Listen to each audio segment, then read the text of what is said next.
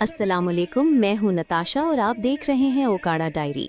آج حویلی لکھا کی فضا انتہائی سوگوار ہے اور اس کی وجہ حویلی لکھا کی معروف ترین سیاسی شخصیت میاں منظور وٹو کا دنیا سے چلے جانا ہے، جو ایک روز قبل طویل علالت کے بعد 86 برس کی عمر میں انتقال کر گئے تھے۔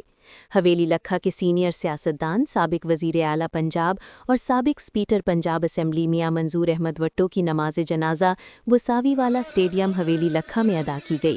اس موقع پر ملک کے طول و عرض سے ہزاروں افراد موجود تھے، جبکہ ملک بھر سے سیاسی، عدالتی اور سماجی شخصیات کی بڑی تعداد نے شرکت کر کے مرحوم کو آخری سلام اور خراج عقیدت پیش کیا۔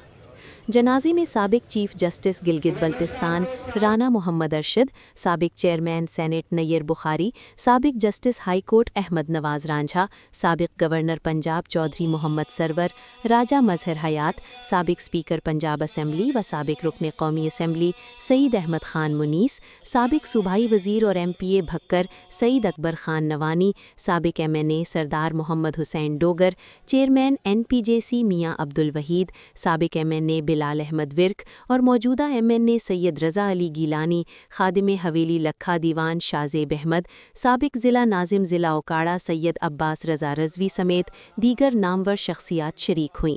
شرکاء نے میاں منظور احمد وٹو کی سیاسی خدمات کو خراج تحسین پیش کیا اور ان کے درجات کی بلندی کے لیے دعا کی، جبکہ فضا سوگوار اور رنج و الم سے بوجھل رہی۔ میاں منظور احمد وٹو پاکستان کی سیاست کا ایک تجربہ کار اور مدبر نام تھے، جن کا تعلق ضلع اوکاڑا کے علاقہ حویلی لکھا سے تھا۔ وہ 14 اگست 1939 کو پیدا ہوئے اور عملی سیاست میں قدم رکھنے کے بعد مسلسل کئی دہائیوں تک صوبائی اور وفاقی سطح پر فعال رہے۔ مقامی حکومتوں سے سیاست کا آغاز کرنے والے میاں منظور احمد وٹو نے وقت کے ساتھ ساتھ خود کو ایک مضبوط پارلیمانی سیاستدان کے طور پر منوایا۔ 16 دسمبر 2025 کو ان کا انتقال ہوا، جس سے نہ صرف حویلی لکھا بلکہ پنجاب کی مجموعی سیاست ایک اہم رہنما سے محروم ہو گئی۔ 1983 میں چیئرمین ڈسٹرکٹ کونسل اوکاڑا منتخب ہو کر انہوں نے اپنی سیاسی بنیاد مضبوط کی۔ 1985 میں وہ پنجاب اسمبلی کے اسپیکر منتخب ہوئے اور مختلف ادوار میں 3 مرتبہ اس منصب پر فائز رہے۔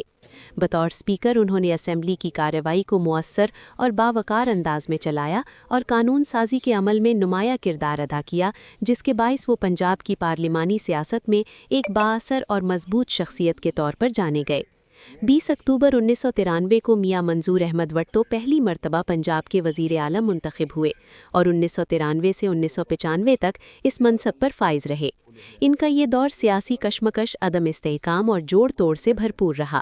ستمبر 1995 میں اعتماد کا ووٹ حاصل نہ کر سکنے پر انہیں عہدہ چھوڑنا پڑا، تاہم نومبر 1996 میں لاہور ہائی کورٹ کے حکم پر وہ مختصر مدت کے لیے دوبارہ وزیر اعلیٰ بحال ہوئے۔ اسمبلی کی تحلیل اور سیاسی بحران کے باعث یہ دورانیہ زیادہ دیر قائم نہ رہ سکا، لیکن اس کے باوجود ان کا شمار پنجاب کے اہم وزرائے اعلیٰ میں ہوتا ہے۔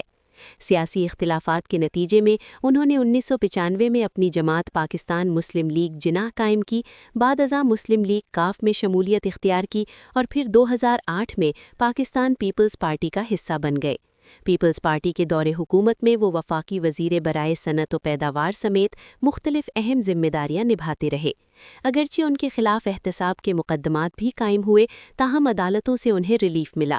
مجموعی طور پر میاں منظور احمد وٹو نے 1980 کی دہائی سے لے کر 2000 کی دہائی تک پنجاب اور پاکستان کی سیاست پر گہرے نقوش چھوڑے اور انہیں ایک متحرک، تجربہ کار اور بااثر سیاسی رہنما کے طور پر ہمیشہ یاد رکھا جائے گا۔